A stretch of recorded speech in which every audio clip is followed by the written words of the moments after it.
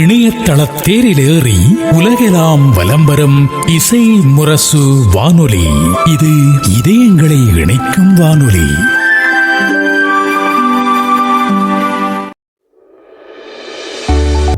வரவேற்பறை நிகழ்ச்சியில் நவீன ஆய்வு தொழில்நுட்பங்களின் மூலம் துல்லியமாக கண்டறியப்படும் புவி நீரோட்ட ஆய்வு முறைகள் குறித்தும், ஆழ்துளை கிணறுகள் அமைப்பதில் பொதுமக்கள் சந்திக்கும் பிரச்சனைகளுக்குரிய தீர்வுகள் குறித்தும் பேசுகிறார் தமிழகம் முழுவதும் ஆய்வு பணி மேற்கொண்டு வரும் ஜேபி நிலத்தடி நீரோட்ட ஆய்வு நிறுவன இயக்குனர் டாக்டர் ஏ ஜெயசீலன் அவர்கள்.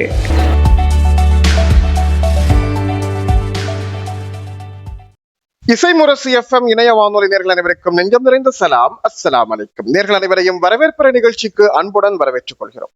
இன்றைய வரவேற்பறை நிகழ்ச்சியில் நாம் சந்தித்து உரையாட இருப்பது நிலத்தடி நீர் ஆய்வாளர், நிலத்தடி நீரோட்ட ஆய்வாளர். தமிழகம் முழுக்க நிலத்தடி நீரோட்டத்தை குறித்த ஒரு முழுமையான ஆய்வுகளை மேற்கொண்டு சென்னை பல்கலைக்கழகத்தில் நிலத்தடி நீரோட்ட துறையில் முனைவர் பட்ட ஆய்வை பெற்றதோடு மட்டுமல்லாமல் தமிழகம் முழுக்க பயணம் சென்று பல்வேறுபட்ட நிலங்களை ஆய்வு செய்து அந்த நிலத்தடி சார்ந்த நீரோட்டத்தை கண்டறிந்து தமிழக மக்களுக்கு மிகப்பெரிய சேவையை அறிவியல் பூர்வமாக தொழில்நுட்பத்தினுடைய முன்னேற்றத்தை, அனைத்து தொழில்நுட்பத்தையும் பயன்படுத்தி இன்றைக்கு மிகச்சிறந்த பயனை ஒரு நிலம் சார்ந்து மேற்கொண்டு வரக்கூடிய ஜேபி நிலத்தடி நீரோட்ட நிறுவனத்தினுடைய ஆய்வாளர் திரு டாக்டர் ஏ ஜெயசீலன் அவர்களை இன்றைய வரவேற்பறை நிகழ்ச்சியில் நாம் சந்திப்பதற்காக வந்திருக்கிறோம். இப்போது நம் அனைவர் சார்பிலும் அவர்களை அன்போடு வரவேற்றுக் கொள்வோம். வணக்கம் சார்.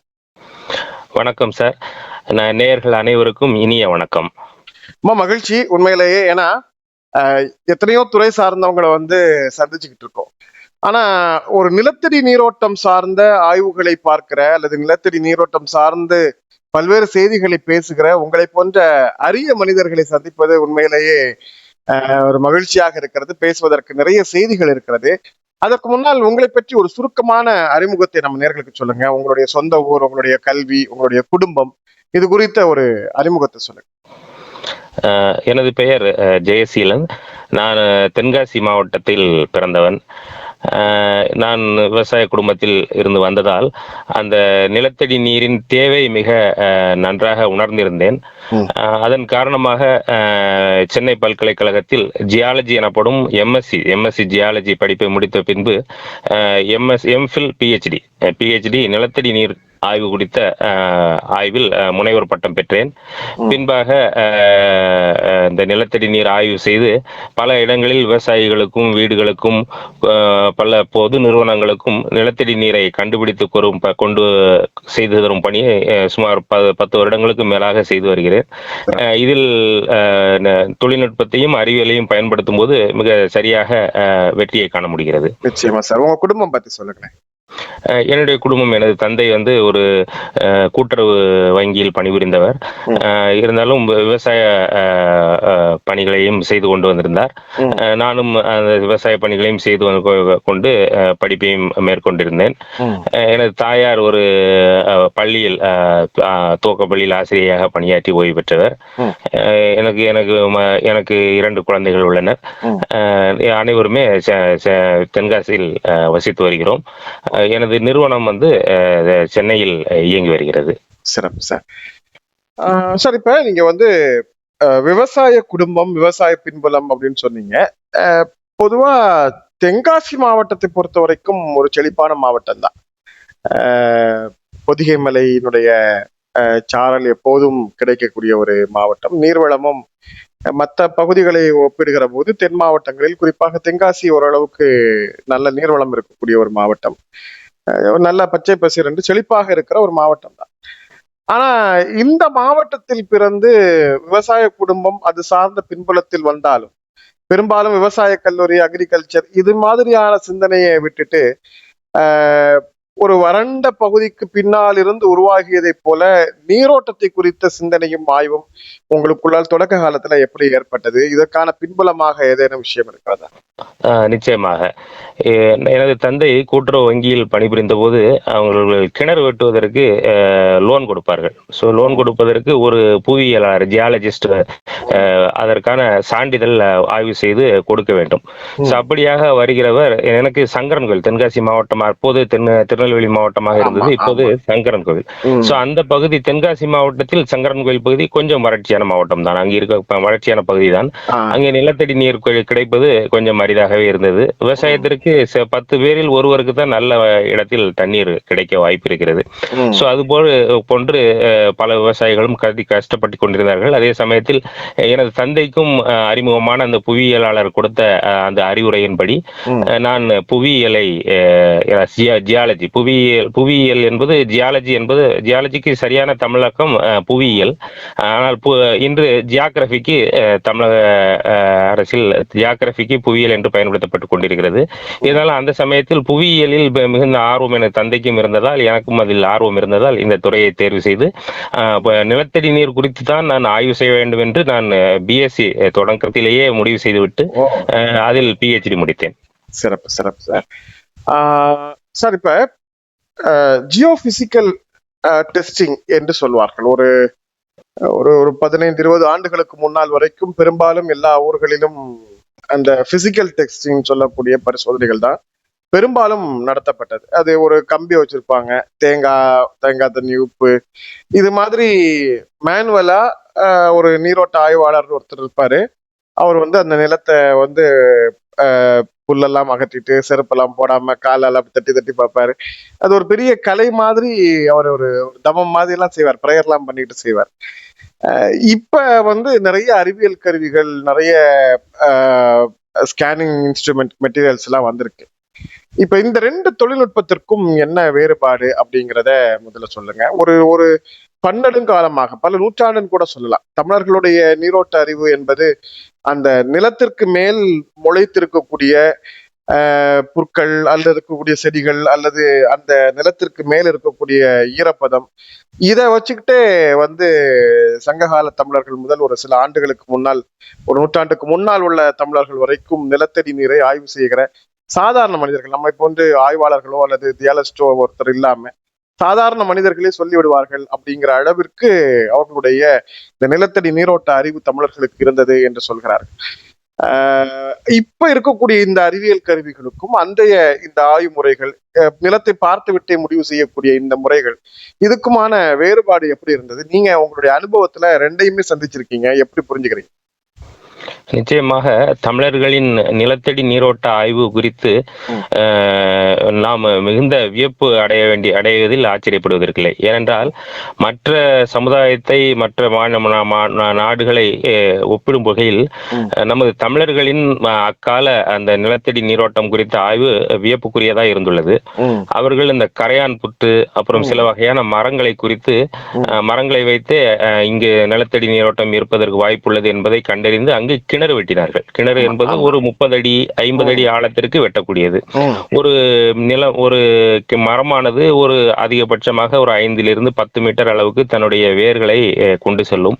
அதே போல கரையான் புற்று என்பதும் ஒரு 5 முதல் 10 மீட்டர் அளவுக்கு ஆழத்திற்கு கொண்டு செல்லும். இவை இரண்டிற்குமே நிலத்தடி நீர் எங்கு இருக்கிறதோ அங்குதான் வாழ முடியும். அப்படியாக இருக்கக்கூடிய காலம், அது எங்கு தோண்டினாலும் தண்ணீர் கிடைக்கும் என்ற நிலை இருந்த காலத்தில் அந்த முறையை பயன்படுத்துவது மிக சால சிறந்ததாக இருந்தது. ஆனால் இன்றைய காலகட்டத்தில் ஊருக்கு ஒரு கிணறோ, ஊருக்கு ஒரு ஆழ்துளை கிணறோ இருந்த காலம் போய் அனைத்து வீடுகளிலும் 1, 2, 3 கூட ஆழ்துளை கிணறு வந்துவிட்டது. சோ அவ்வாறு இருக்கையில் நிலத்தடி நீர்மட்டம் இன்னும் கீழே தான் சென்று கொண்டிருக்கிறது. சோ அதனை ஆய்வு செய்வதற்கு இன்றைய அறிவியலும் தொழில்நுட்பமும் மிக தேவையாக உள்ளது. இப்போது இக்கால கருவிகள் வந்து மிகவும் முன்னேறிய நிலையில் உள்ளன. முன்பு நாம் பயன்படுத்திய லேண்ட்லைன் தொலைபேசி இருந்தது, இன்று நாம் ஸ்மார்ட் போன் வரை பயன்படுத்துகிறோம். அதே போல முன்பு காலத்தில் சுமார் 20-30 வருடங்களுக்கு முன்பாக ரெசிஸ்டிவிட்டி மீட்டர் எனப்படும் அந்த கருவி, மெக்கர் என்று கூறுவார்கள், அந்த கருவியை நாம் பயன்படுத்தி கொண்டிருந்தோம்.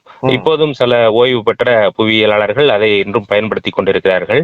அதனுடைய பயன்பாடு கல்குவாரிகள் மற்றும் புவிக்கு அதாவது புவி தரைப்பரப்புக்கு கீழே என்ன வகையான பாறை அமைப்பு இருக்கிறது, அங்கு பாறை வெடிப்புகள் இருக்கிறதா, கடினமான பாறை இருக்கிறதா, கடினம் குறைந்த பாறை இருக்கிறதா என்பதை கண்டறிவதற்கு மிகவும் உதவியாக இருந்தது. அதில் இப்போது இருக்கக்கூடிய முன்னேறிய நிலையில் இருக்கக்கூடிய அந்த அட்வான்ஸ்ட் இன்ஸ்ட்ருமெண்ட்ஸ், இதை பயன்படுத்துகிற போது நமக்கு தண்ணீர் இருக்கிறதா என்பது முதற்கொண்டு தண்ணீரின் தரம் வரை கண்டறிய முடியும். அதில் வரக்கூடிய அந்த டேட்டா வைத்து நாம மிக துல்லியமாக நிலத்தடி நீரை கண்டுபிடிக்க இயலும். Okay sir. இப்ப முன்னாடிலாம் ஒரு தாத்தா வந்து பாத்தீங்கன்னா கையில வந்து வச்சிருக்கக்கூடிய ஒரு உப்பு, சர்க்கரை, இது மாதிரியான பொருளை வச்சு அந்த பூமியில போட்டுருக்கக்கூடிய அந்த கம்பு தறி எறிஞ்சு ஆட்டுவாங்க. அதை வச்சுக்கிட்டு இந்த இடத்துல உப்பு தண்ணி இருக்கு, இந்த இடத்துல தண்ணி சுவையா இருக்கும் அப்படின்னு சொல்லிடுவார். இன்னைக்கு வந்து வாட்டருடைய டென்சிட்டி வந்து கண்டுபிடிக்கக்கூடிய அளவுக்கு தொழில்நுட்பம் வந்துருச்சு.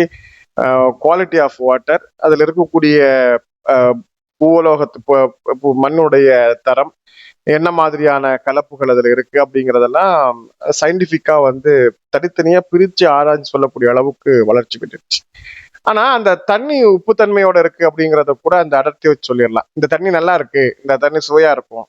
இது மாதிரியான விஷயங்களை அன்னைக்கு எப்படி கண்டறிஞ்சு சொன்னாங்க? பெரும்பாலும் அவர்கள் சொல்வது சரியாகவே இருந்தது அப்படிங்கிற அளவுக்கு தான் நம்ம மக்களுடைய ரிசல்ட் இருந்திருக்கு.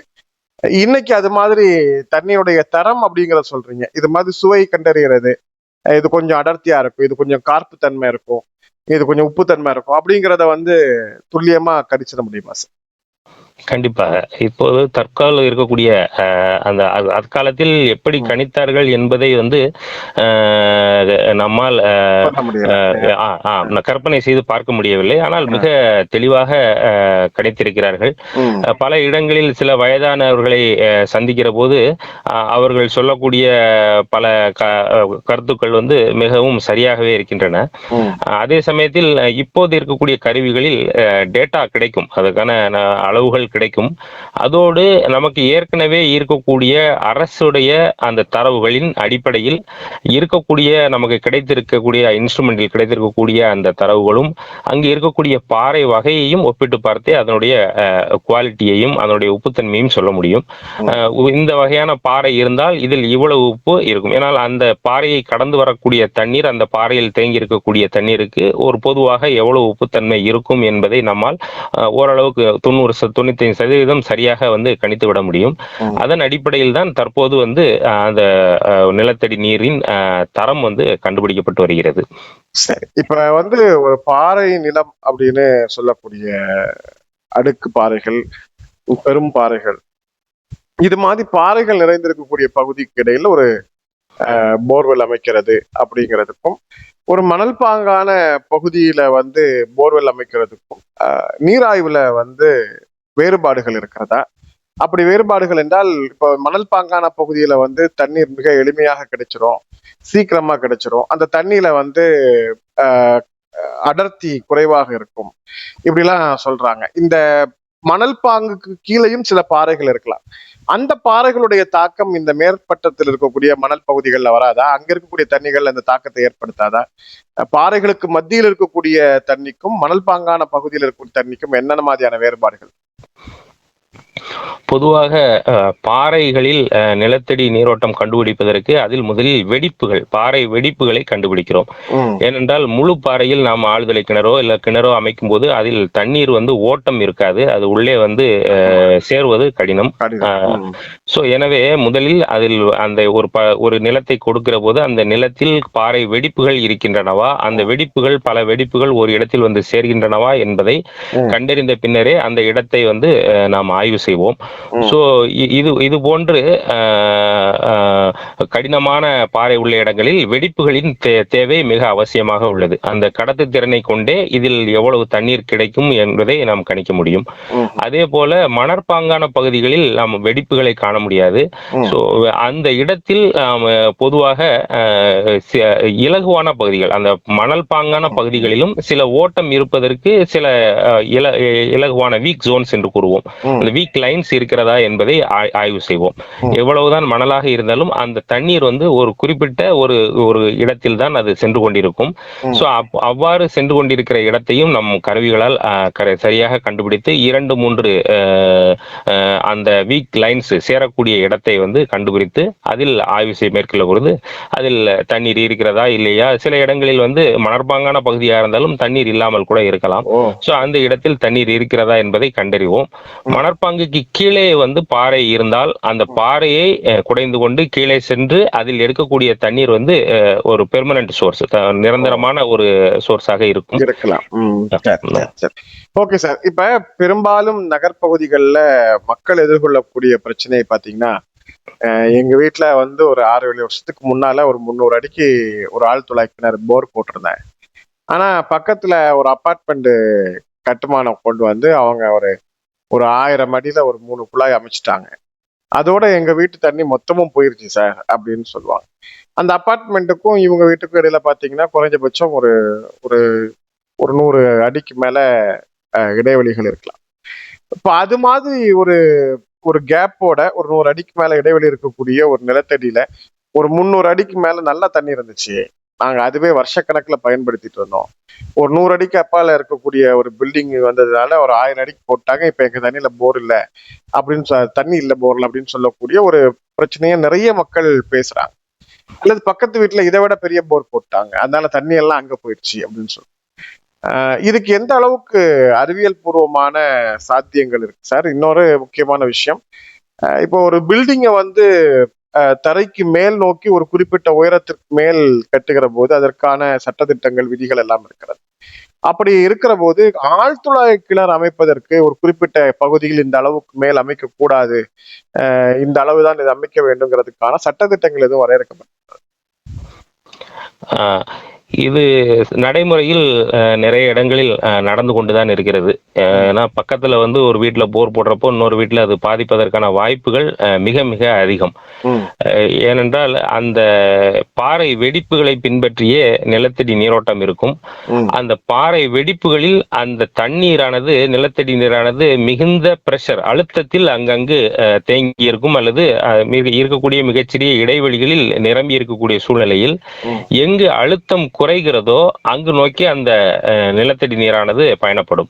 நிலத்தின் மேல் எங்கு மேடான பகுதி இருக்கிறதோ அங்கிருந்து தாழ்வான பகுதியை நேற்று ஓடுகிற அந்த நீரோட்டமானது நிலத்திற்கு கீழே பாறை வெடிப்புகளில் தேங்கி இருக்கக்கூடியது அல்லது ஓடிக்கொண்டிருக்கக்கூடியது எங்கு அழுத்தம் மிக குறைவாக உள்ளதோ அந்த திசையை நோக்கி ஓடும். ஸோ அவ்வாறு பக்கத்து வீட்டுல ஒருத்தங்க இப்போ நம்ம 100 அடி போட்டிருக்கிறோம், பக்கத்துல 200 அடி போட்டுறாங்கன்னா அவங்களுக்கு இன்னும் அழுத்தம் மிக குறையும். அதோட அவங்களுடைய நிலத்தை நோக்கி அந்த தண்ணீரானது இழுக்கப்படும். சோ இது நடைமுறையில் பல இடங்களில் நடக்குது. அதனால் பல பிரச்சனைகளும் வந்து கொண்டிருக்கிறது. இதற்கான சட்ட திட்டங்களோ இல்ல வரைமுறைகளோ இதுவரை வகுக்கப்படவில்லை. ஒருத்தர் ஒரு பக்கத்துல வீடு இருக்கும், காம்பவுண்ட் வால்ல இவங்க இந்த பக்கம் போடுவாங்க, காம்பவுண்ட் வால் இவங்க 40 அடியில போட்டிருப்பாங்க, அடுத்து 400 அடியில போடுவாங்க, அந்த பக்கம் போயிடும். சோ அந்த இருக்கக்கூடிய இது ஒரு 100 அடி 200 அடி வித்தியாசம் இருந்தா கூட அந்த தண்ணி ஈர்க்கப்படுறதுக்கு வாய்ப்பு இருக்கு இல்லையா? ஆமா, வித்தியாசப்பட்ட வாய்ப்பு இருக்கு சார். சரி சரி, ஓகே சார். இப்ப முக்கியமா மக்கள் எதிர்கொள்ளக்கூடிய சில கேள்விகளுக்கு பதில் தருவதுதான் சிறப்பா இருக்கும் நினைக்கிறவங்க நிறைய நேரத்துல. அந்த வகையில இப்ப நாம ஒரு இடம் வாய்ப்பாக வருதுன்னு வாங்கிடுறாங்க. அவங்க விலைக்கு வசதியா இருக்கு அல்லது அவங்க போக்குவரத்துக்கு வசதியா இருக்கு, அவங்களால வாங்க முடியுது, ஒரு லோன் ஏதோ ஒரு வாய்ப்புல அந்த இடத்த அவங்க வாங்கிடுறாங்க. வாங்கி வீடு கட்டணுங்கிற ஒரு தேவை வருது அல்லது ஏதோ ஒரு கன்ஸ்ட்ரக்ஷன் ஒர்க் அதில் ஸ்டார்ட் பண்ணணுங்கிற ஒரு தேவை வரும்போதுதான் அந்த நிலத்தடி நீர் குறித்த பரிசோதனைகளை உங்களை போன்ற ஆய்வாளர்களை வைத்து இன்னைக்கு செய்யறாங்க. ஆனா அப்படி செய்யும் போது சில இடங்கள் இல்ல இது நல்ல தண்ணியா இல்லை அல்லது நீங்க எதிர்பார்க்குற அளவுக்கு இதுல ஈல்டு இல்லை அப்படின்னு அவங்களுடைய செய்தி சொல்லும் போது ஐயோ நம்ம இதெல்லாம் வாங்கினதுல தண்ணி இல்லாம போயிடுச்சு அப்படிங்கிற ஒரு வருத்தம் இருக்கு. இப்ப இதையே இந்த நிலத்தை வாங்குறதுக்கு முன்னாடியே ஒரு ஒரு 5 சென்ட் இடம் வாங்குறேன், 10 சென்ட் இடம் வாங்குறேன் அப்படின்னா, இடம் வாங்குறதுக்கு முன்னாடியே இந்த இடத்துல நீர் இருக்கிறதா அப்படிங்கிறத, அல்லது நீருடைய வளம் எப்படி இருக்கும், குவாலிட்டி ஆஃப் த வாட்டர் என்பது ரெண்டாவது விஷயம்.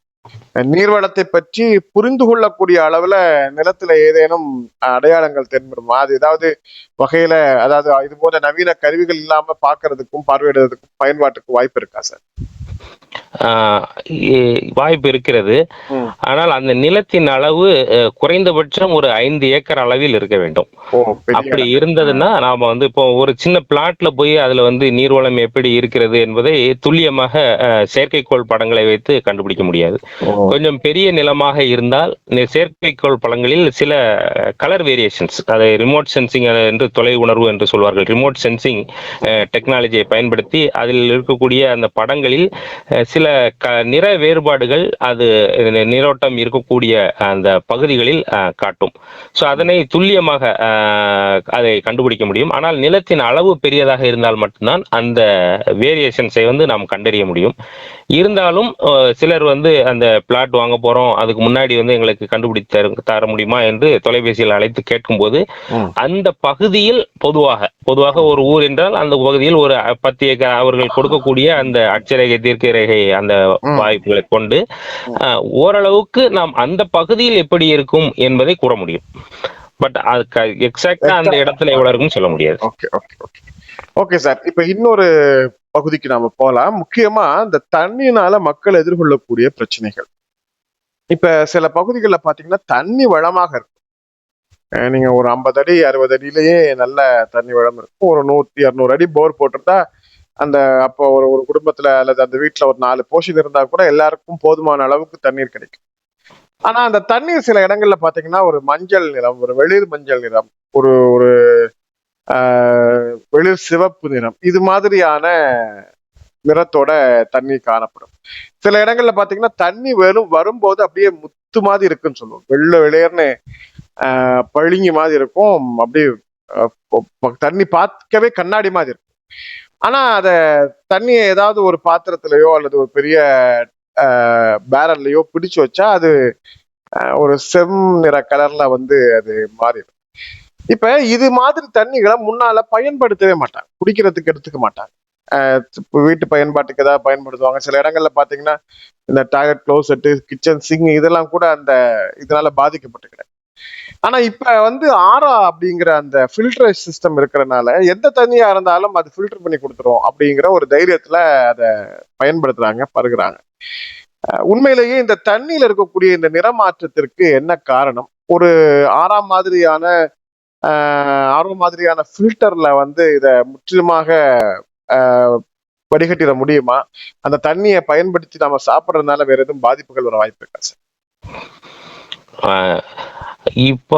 இப்போது இருக்கக்கூடிய மிக அதிகமான பிரச்சனைகளில் இது ஒன்று. அங்க இருக்கக்கூடிய தரைகள் இருக்கக்கூடிய பாறை அடுக்கு இல்ல பாறை வகையை பொறுத்தே அந்த தண்ணீரின் நிறமும் அதனுடைய தரமும் நிர்ணயிக்கப்படுகிறது. இதனை நாம் மாற்ற முடியாது. இது வந்து கீழே இருந்து எடுக்கக்கூடிய தண்ணீரை வந்து நாம் மாற்ற முடியாது.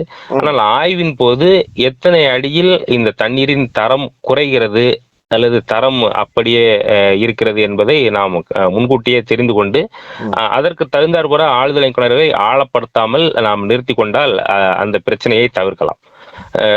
ஒரு உதாரணமாக சொல்ல வேண்டும் என்றால் ஒரு 100 அடி வரைக்கும் அதனுடைய பாறை அந்த தரம் தண்ணீரின் தரம் நன்றாக இருக்கிறது. 100 அடிக்கு மேல் பாறை மாறுகிறது என்று வைத்துக் கொள்வோம். நாம் தண்ணீர் அதிகமாக கிடைத்தாலுமே நாம் அந்த 100 அடிக்குள் நிறுத்தி அதில் இருக்கக்கூடிய தண்ணீரை மட்டும் நாம் பயன்படுத்தி கொண்டால் இந்த பிரச்சனையை தவிர்க்கலாம். அடுத்ததாக இப்போது இருக்கக்கூடிய பல தொழில்நுட்பங்கள் அந்த தண்ணீரை தரத்தை மேம்படுத்த பல தொழில்நுட்பங்கள் பயன்படுத்தப்படுகின்றன. அதை நிறைய பேர் பயன்படுத்தி தரத்தை உயர்த்தி கொண்டிருக்கிறார்கள். அது எவ்வளவு காலத்திற்கு அது பயன்படும் என்பதை நாம் ஒவ்வொரு கம்பெனியை பொறுத்து அது அவர்களுடைய பயன்படுத்தக்கூடிய அளவையும் அதை பொறுத்து அது மாறுபடுகிறது. ஓகே சார், இப்ப இதே மாதிரி வந்து டிடிஎஸ், புளோரைடு இது மாதிரியான கண்டென்ட் வந்து தண்ணியில அதிகமாக இருக்கும். உப்பு தன்மை இருக்கிறது, குளோரைட் தன்மை இருக்கிறது, இது மாதிரி இருக்கும். இப்ப இந்த தன்மையோட நாம அந்த தண்ணியை காய்ச்சி பதப்படுத்தி பக்குவப்படுத்தி பருகுவது, இது மாதிரியான வேலைகள் செய்யறாங்கல்ல. இத வந்து முற்றிலுமாக நாம ஏற்றுக்கலாமா இல்ல தவிர்க்கலாமா? பயன்படுத்தக்கூடிய தண்ணி, பயன்படுத்தக்கூடாத தண்ணின்னு நிலத்தடி நீர்ல வேறுபாடு இருக்கா? இப்ப ஆத்து தண்ணியில வேற சாயக்கழிவுகள், பட்டறை கழிவுகள், இது மாதிரியான விஷயங்கள் வருது. இதை பயன்படுத்தக்கூடாதுங்கிற வரையறைகள் எல்லாம் இருக்கு. நிலத்தடியில இருந்து கிடைக்கக்கூடிய நீர்ல இது மாதிரி பயன்படுத்துவதற்கு தகாத தண்ணி, அது உகந்ததல்ல என்கிற ஒரு சர்டிபிகேஷனை வந்து கொடுக்க முடியுமா? இன்னைக்கு நிறைய நீர் பரிசோதனை கூடங்கள் இருக்கு. சோ நாம தினசரி வீட்டுல, இப்ப நம்ம ஒரு வீடு வாங்கியிருப்போம், அந்த வீட்டுல நம்ம போர்ல இருந்து தண்ணி யூஸ் பண்ணிட்டு இருப்போம். அந்த தண்ணியை நாம இன்னைக்கு டெஸ்ட் பண்ணணும் அப்படிங்கிறதுக்கான தேவை என்ன? ஏன்னா எத்தனை பேர் அதை டெஸ்ட் பண்ணி சாப்பிட்றாங்கன்னு தெரியாது இல்லையா? நம்ம ஒரு வீடு வாங்குறாங்க, என்ன போர்ல இருக்கு, என்ன இருக்கு, யாரோ ஒருத்தங்க போட்டு வச்சாங்க, நம்ம அதை பயன்படுத்துறோம். எத்தனை ஆண்டுகளுக்கு முன்னால் உள்ளதுன்னு தெரியாது, என்ன தண்ணின்னு தெரியாது, அதை பயன்படுத்திக்கிட்டே இருக்கோம் காலகாலமா. ஒவ்வொரு வீட்டுல இருக்கக்கூடிய தண்ணியையும் இது மாதிரியான பரிசோதனைகளுக்கு உட்படுத்துவது அவசியமா? அதுக்கான தேவை இருக்காங்க? இன்றைய காலகட்டத்தில் இது மிக அவசியமான ஒன்றுதான். அது கிராமப்புறமாக இருந்தாலும் சரி, நகர்ப்புறமாக இருந்தாலும் சரி, தங்கள் வீட்டில் தாங்கள் குடிநீருக்கு பயன்படுத்தக்கூடிய அந்த தண்ணீர் வந்து தரமானதாக இருக்கிறதா என்பதை ஆய்வு மேற்கொண்டு அதை பயன்படுத்துவது நல்லது. இதற்காக அரசின் சார்பிலேயே பல ஆய்வுக்கூடங்கள் அந்தந்த பகுதிகளில் அமைக்கப்பட்டுள்ளன. CGWB எனப்படும் அந்த சென்ட்ரல் கிரவுண்ட் வாட்டர் போர்டு அவர்களும் அமைத்துள்ளார்கள், அந்தந்த மாவட்டங்களில் அமைத்துள்ளார்கள். அதே போல PWD தமிழ்நாடு கவர்மெண்டின் பொதுப்பணித்துறையின் சார்பாகவும், கிளாட் போர்டு அவர்கள் குடிநீர் வடிகால் வாரியத்தின் சார்பாகவும் அந்தந்த பகுதியில் ஆய்வுக்கூடம் அமைத்துள்ளார்கள். சோ தங்கள் நிலத்தில் கிடைக்கக்கூடிய தண்ணீரை அவர்களிடம் சென்று அந்த தண்ணீரை கொடுத்து அதை ஆய்வு செய்து அதில் ஏதேனும் பிரச்சனைகள் இருப்பதாக அவர்கள் தெரிவித்தால் நாம அதை சரி செய்து கொண்டு சுத்திகரித்து குடிப்பது நல்லது. ஏனென்றால் இப்ப நீங்கள் சொல்லியது போல அந்த புளூரைடு கண்டென்ட் அதிகமாக உள்ளக்கூடிய அந்த தண்ணீரை குடிக்கிற போது எலும்பு சம்பந்த பிரச்சனைகளும், பற்களில் காரை, சில ஊர்களில் பார்த்தால் அந்த ஒரு சில ஊர்களில் இருந்து ஒரு பள்ளிகளில் படிக்கிற போது சில ஊர்களில் இருந்து வரக்கூடிய அந்த பள்ளி தோழர்களுக்கு மட்டும் பற்களில் காரை அமைந்திருக்கும். சோ அதற்கான காரணம் அந்த பகுதியில் அமைந்திருக்கக்கூடிய ஒரு குறிப்பிட்ட வகையான பாறை வகை. சோ அந்த பாறை வகையிலிருந்து கிடைக்கக்கூடிய தண்ணீரை குடிக்கிற போது அந்த தனிமம் அவர்கள் தொடர்ச்சியாக அதை எடுத்துக்கொள்கிற போது எலும்பு, பற்கள் சம்பந்தப்பட்ட பிரச்சனைகள் வரும்.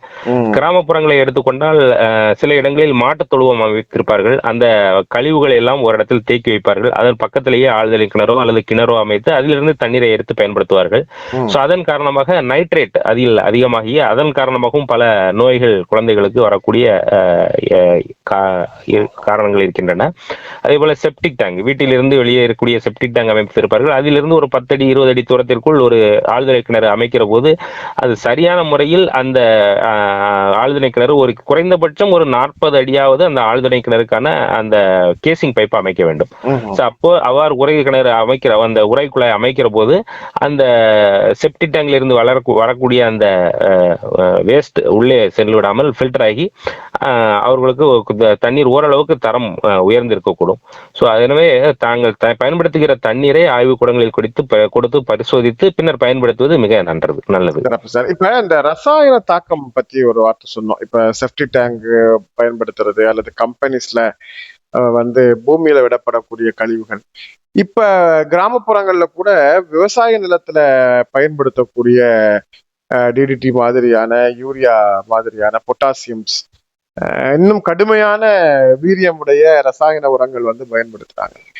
இப்ப இது வந்து ஒரு குறிப்பிட்ட அளவு வரைக்கும் மண்ணில் இருக்கும் அப்படின்னு சொல்றாங்க. மண்ணோட கலந்துரும், மண்ணுடைய வளமே வந்து இதனால அழிஞ்சு போயிடுது, மண்ணில் இருக்கக்கூடிய ஈரப்பதம் அழிஞ்சு போயிடுது அப்படி.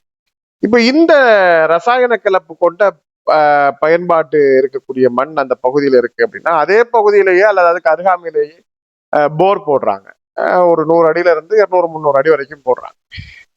இப்ப இந்த பாதிப்பு, அதாவது இயற்கையாக பாறைகளுடைய தன்மையோடு வரக்கூடிய துவர்ப்பு, அதுல இருக்கக்கூடிய தன்மை என்பது வேறு. ஆனால் இது மாதிரி ரசாயன கழிவுகள் அல்லது கெமிக்கல் வேஸ்ட், கம்பெனிஸுடைய வேஸ்ட், இதெல்லாம் வந்து பூமியில விடும்போது மண் எத்தனை அடி வரைக்கும் இதை ஏற்றுக்கொள்வதற்கு வாய்ப்பு இருக்கிறது? இந்த பகுதி தான் நமக்கு இடம் என்றால் அந்த பகுதிகளில் கட்டாயம் எத்தனை அடிக்கு அதிகமாக போர் அமைத்துக் கொள்வது அல்லது?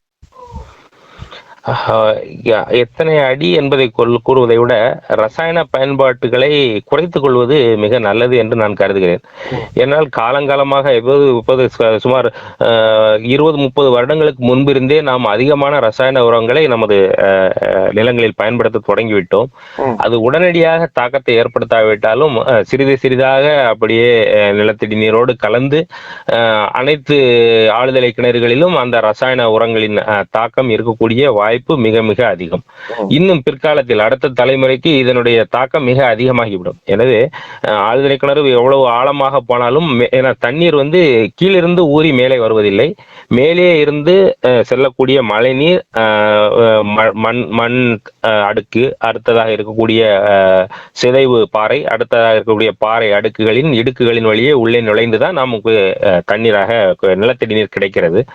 அப்படி இருக்கையில் அங்கே இருக்கக்கூடிய நிலங்களில் உரங்கள் மற்றும் பூச்சிகளில் போன்ற ரசாயனங்களை பயன்படுத்துவதை குறைத்துக் கொள்ள வேண்டும். இன்றைய காலகட்டத்தில் குடிநீர் மட்டுமல்லாமல் மற்ற காய்கறிகளிலும் அனைத்திலுமே இந்த ரசாயன கலப்பு இருப்பதால் புற்றுநோய் போல பல நோய்கள் இன்று பெருகிவிட்டன. எனவே அடுத்த தலைமுறையை கருத்தில் கொண்டு மக்கள் ரசாயனங்களை பயன்படுத்துவதை குறைத்துக் கொள்வது மிக நல்லது. Okay sir. முக்கியமா இப்ப ஒரு காலத்துல எல்லாம் பாத்தீங்கன்னா மழை பெஞ்சா மண் மணக்கும். ஏன்னா எல்லா வீட்டுக்கு முன்பகுதியிலும் பின்பகுதியிலும் கொஞ்சம் இடம் இருக்கும். சுற்று வட்டார பகுதிகளில் அக்கம் பக்கம் 2 பகுதிகளில் 2 இடைவெளி பகுதிகள் இருக்கும். வீட்டுக்கு இடையே இடைவெளிகள் இருக்கும், அடுத்தடுத்த வீட்டுக்கு இடையே. இந்த பகுதிகள் எல்லாம் மழை பெஞ்சு அப்படியே முதல் கட்டமா பெய்யும் போது தண்ணீரை மண் பயங்கரமா இழுக்கும். அதுக்கப்புறமா தண்ணி மேல அப்படியே சேர சகதியமா கிடக்கும். அந்த அளவுக்கு மண்ணுல தண்ணி ஏற்கப்பட்டுரும். ஆனா இன்னைக்கு பாத்தீங்கன்னா நம்முடைய மாடர்ன் கன்ஸ்ட்ரக்ஷன் ஸ்டைலே பாத்தீங்கன்னா வீட்டுல 1 ஸ்கொயர் ஃபீட் கூட மண் இல்லாம அப்படியே இன்டர்லாக் சிஸ்டம் அல்லது கான்கிரீட் போட்டுறாங்க. இல்ல இன்டர்லாக்ல கூட தண்ணி பூமிக்குள்ள நுழையிறதுக்கான ஒரு ஃபில்டர் வாய்ப்பு இருக்கிறது அப்படின்னு சொல்றோம். பட் இப்படி தெருக்கள் எல்லாம் கான்கிரீட் தளங்கள் இல்லையா, எல்லா இடமும் இன்டர்லாக் அல்லது முழுக்க கான்கிரீட் அல்லது தார் ரோடுகள், வீட்டுகளுக்குள்ளாரையும் முழுக்க வாசலிலிருந்து கொல்லப்புறம் வரைக்கும் மண்ணே இல்லாத, மண்ணே பார்க்க முடியாத ஒரு வீட்டு அமைப்பை நாம இன்னைக்கு உருவாக்கிட்டோம். இப்படி தொடர்ச்சியாக ஒரு பகுதி முழுக்க கான்கிரீட் தளங்கள் அல்லது கான்கிரீட் கட்டிடங்கள், இது மாதிரி ஹாலோ பிளாக்ஸ், இது மாதிரியான விஷயங்களால நம்ம இந்த பகுதியை நிரப்பும் போது அங்க ஏற்கனவே ஸ்டோரேஜில் இருக்கிற தண்ணியை நாம எடுத்துக்கலாம். ஒரு 1 வருஷம் 2 வருஷம் 3 வருஷம் எடுத்துக்கலாம். ஆனால் வெளியிலிருந்து அந்த மண்ணை மீண்டும் தண்ணீர் சேகரித்து உறிஞ்சுவதற்கான வாய்ப்பை கொடுக்காம இருக்கவே, இது எப்படி வேறு எங்கிருக்காவது தண்ணியை அது இருந்து கொண்டு தன்னுடைய வளமை பெருக்கிக் கொள்வதற்கான வேலையை மண் செய்யுமா? இல்ல அதுல இருக்கிறது வரைக்கும் எப்படி ஒரு டேங்க்ல தண்ணி இருக்கோ இருக்கிறது வரைக்கும் தான் எடுத்துக்க முடியுமா? இது இன்றைய காலகட்டத்தில் இதுவும் மிக தேவையான ஒன்று. முன்பு இருந்த அரசுகள் தங்களுடைய சட்டத்திட்டங்களில் இதையும் வைத்திருந்தார்கள். ஒருவர் வீடு கட்டுகிற போது அனைத்து வீடுகளிலும் மழைநீர் சேகரிப்பு அமைப்பு கட்டாயம் இருக்க வேண்டும் என்று கொண்டு வந்தார்கள். இப்போது அது பின்பற்றப்படுகிறதா என்பது தெரியவில்லை. ஆனால் இனி வரும் காலங்களில் அது மிகவும் அவசியம். ஏன்னால் அனைவருமே தங்கள் வீடுகளை சுற்றிலும் இது போன்ற தளங்கள் அமைக்க வேண்டும் என்று விரும்புகிறார்கள்.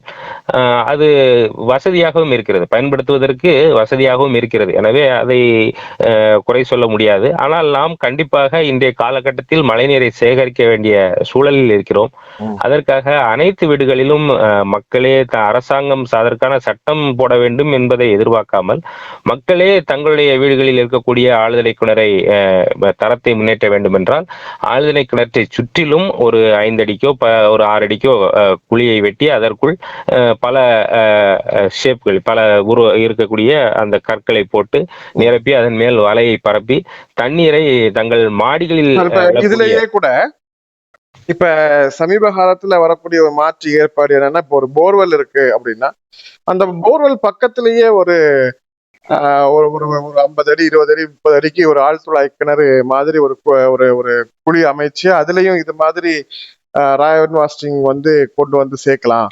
மாடியில இருந்து கொண்டு வரக்கூடிய தண்ணிகளை நேரடியா அந்த ஆழ்துளாய்க்குள்ளால விட்டுட்டோம்னா பக்கத்துல இருக்கக்கூடிய அந்த நிலத்தடி குழாய் ஆழ்துளாய் அதை எடுத்துக்கும். அப்படின்னு பழைய பயன்பாடற்று போன குழாய்களை வந்து இது மாதிரி நீர் சேகரிப்பு மூலமாக மாற்றுவது, அல்லது பக்கத்துல புதிதாகவே ஏற்படுத்தி கொள்வது, இது மாதிரி ஒரு சிஸ்டமேட்டிக் வைக்கிறாங்களே, இது எந்த அளவுக்கு பயன்படும்? ஆழ்துளை கிணறு அமைத்து அதற்குள் விடுவதை விட ஒரு ஒரு சதுரமாகவோ இல்ல வட்டமாகவோ அந்த ஆழ்துளை ஏற்கனவே இருக்கக்கூடிய ஆழ்துளை கிணறை சுற்றிலும் தோண்டி மிகவும் நன்றாக முடிந்தவரை எவ்வளவு ஆழம் தோண்ட முடியுமோ தோண்டி அதற்குள் கற்களை நிரப்பி அதில் தண்ணீர் விடுவது நல்லது. ஏனென்றால் புதிதாக ஒரு ஆழ்துளை கிணறு அமைத்து அதற்குள் நேரடியாக தண்ணீரை விடுகிற பொழுது ஒரு 5 அல்லது 6 நிமிடத்திற்குள் அந்த ஆழ்துளை கிணறு நிரம்பி தண்ணீர் வெளியே சென்று கொண்டிருக்கும். அது நிரம்புவதற்கு ஒரு 5 நிமிடத்திற்குள் அந்த ஆழ்துளை கிணறு நிரம்பி தண்ணீர் மீண்டும் வெளியே வந்துவிடும். எனவே இது போன்ற ஒரு அதற்கான அமைப்பை அமைத்து அதில் விடுகிற போது கொஞ்சம் கொஞ்சமாக அனைத்து தண்ணீரும் உள்ளே சென்று அது எளிதாக உள்ளே சேரக்கூடிய வாய்ப்புகள் அதிகம்.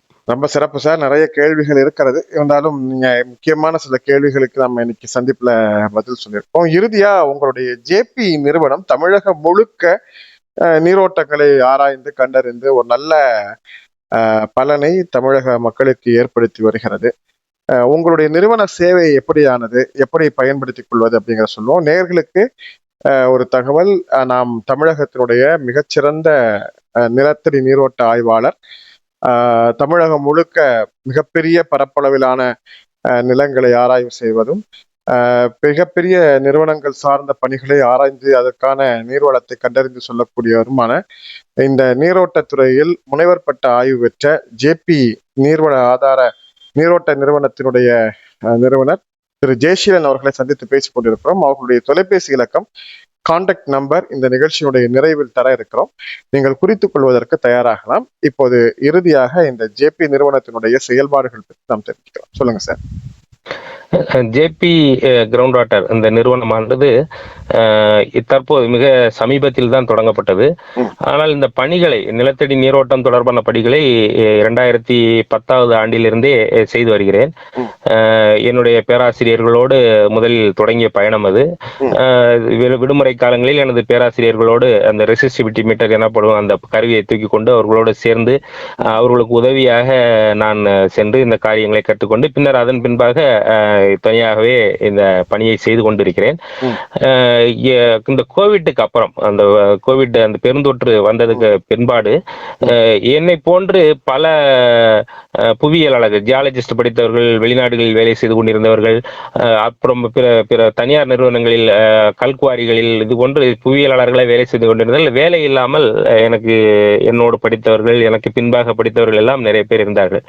எனக்கு அப்போது ஒரு எண்ணம் தோன்றியது, இதனுடைய தேவை அதிகமாக இருக்கிறது. எங்களுடைய நமது நாட்டில் இதற்கான தேவை அதிகமாக இருக்கிறது. ஆனால் அதை நிறைவேற்றும் அளவுக்கு பணியாளர்கள் இல்லை என்பதால் என்னுடைய சக தோழர்களையும் என்னுடைய ஜூனியர்ஸையும் சேர்த்து கொண்டு இந்த பணியை தமிழ்நாடு முழுவதும் விரிவுபடுத்தியுள்ளேன். தமிழ்நாட்டில் உள்ள அனைத்து மாவட்டங்களிலும் அனைத்து தாலுகாவிலும் இந்த பணியை செய்து கொண்டிருக்கிறார்கள். அரசாங்கத்தினாலும் ஒவ்வொரு மாவட்டத்திற்கும் ஒரு புவியியலாளர் நியமிக்கப்பட்டிருந்தாலும் அவர்கள் அனைத்து இடங்களுக்கும் சென்று அந்த பணியை மேற்கொள்ள முடிவதில்லை. எனவே என்னை போன்று படித்தவர்கள் நாங்கள் ஒரு குழுவாக இணைந்து இன்று தமிழகம் முழுவதும் மிக துல்லியமாக இந்த பணியை செய்து கொண்டிருக்கிறோம்.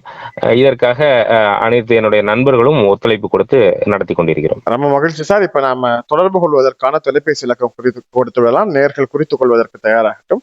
நேர்களை நாம் இப்போது தமிழகம் முழுக்க நிலத்தடி நீரோட்டத்தை ஆராய்வதற்கும் ஏற்கனவே இருக்கக்கூடிய ஆழ்துளை கிணறுகள், அது சார்ந்த பல்வேறு பணிகளை மீண்டும் ஆழ்படுத்துவது, அதனுடைய பயன்களை முழுமையாக பெறுவது, குறிப்பாக பெரும் நிலங்கள், பண்ணைகளுக்கான அமைப்பு, விவசாய நிலத்திற்கான தேவைக்கான தண்ணீர் தேவை, இப்படி பெரும் நிலம் சார்ந்த அல்லது பெரிய அபார்ட்மெண்ட் மாதிரியான கட்டுமானங்களை மேற்கொள்ளுகிற முன்னால் என்றெல்லாம் இந்த பெரிய தேவை தமிழகம் முழுக்க நாளுக்கு நாள் அதிகரித்திருக்கிறது. அதற்கு தமிழகம் முழுக்க தங்கள் சேவையை வழங்கி வரக்கூடிய ஜேபி நிறுவனத்தினுடைய தொடர்பு எண் தரப்படுகிறது. நீங்கள் குறித்துக் கொள்ளலாம். உங்களுடைய கான்டாக்ட் நம்பர் சொல்லுங்க சார். 9444 944 54 54 25 25 0 0 45. 45. மீண்டும் ஒரு முறை தொலைபேசி இலக்கம் தரப்படுகிறது. குறித்துக் கொள்ளுங்கள், சரிபார்த்துக் கொள்ளலாம். மற்றவர்கள் மீண்டும் ஒரு முறை கவனமாக கேட்டு குறித்துக் கொள்ளுங்கள். இந்த முறை ஆங்கிலத்தில் தொடர்பு எண் சொல்லுங்க சார். 944 944 54 54 25 25 045. 045. மிக்க நன்றி சார். உங்களுடைய அரிய நேரத்தை ஒதுக்கி நிகழ்ச்சியில் பங்கேற்று நிலத்தடி நீர் ஆய்வு குறித்து நிறைய தகவல்களை, மக்களுக்கு இருக்கக்கூடிய பல்வேறு தேவைகளுக்கு, கேள்விகளுக்கான, சந்தேகங்களுக்கான பதிலை தந்திருக்கிறீர்கள். உங்களுடைய அரிய நேரத்தை ஒதுக்கி நிகழ்ச்சியில் பங்கேற்றமைக்காக உலகெங்கும் வாழ்ந்து கொண்டிருக்கும் இசைமரசு நேயர்கள் சார்பில் நன்றி தெரிவித்துக் கொள்கிறோம் சார். நன்றி சார், மிக்க நன்றி. நேயர்களே, இன்றைய வரவேற்பறை நிகழ்ச்சியில் நாம் இதுவரை நிலத்தடி நீரோட்ட ஆய்வாளர் திரு ஜெயசீலன், ஜேபி நிலத்தடி ஆய்வாளர் நிறுவனத்தினுடைய நிறுவனர் திரு ஜெயசீலன் அவர்களை சந்தித்து பேசினோம். அவர்களுடைய உரையாடல் மிகுந்த பயனுள்ளதாக இருந்தது. அவருடைய பங்கேற்புக்கு நன்றி சொல்லி மீண்டும் மற்ற நிகழ்ச்சியில் இன்னொரு சிறப்பு அழைப்பாளரோடு சந்திக்கும் வரை நன்றியும் சலாமும் சொல்லி விடைபெற்றுக் கொள்கிறோம். அஸ்ஸலாம். இணையதள தேரிலேறி உலகெல்லாம் வலம் வரும் இசை முரசு வானொலி. இது இதயங்களை இணைக்கும் வானொலி.